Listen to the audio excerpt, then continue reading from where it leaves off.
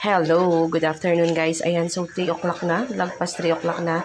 So ilalagay natin to guys. Itong barako sa kumukulong tubig.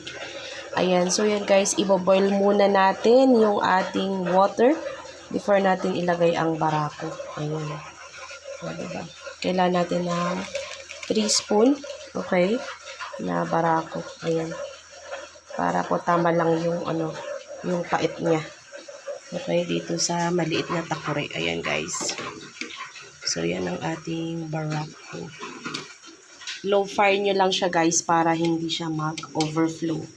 Ayan, so hintayin natin siyang kumulo for at least 2 minutes. Ayan.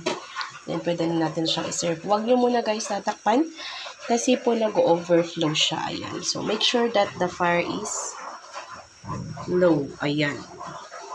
Okay. Ayan. And ito rin ang kanilang merienda. Kamote guys. Yan ang isi-serve nating merienda nila. So thank you guys for watching. Follow for more. Bye!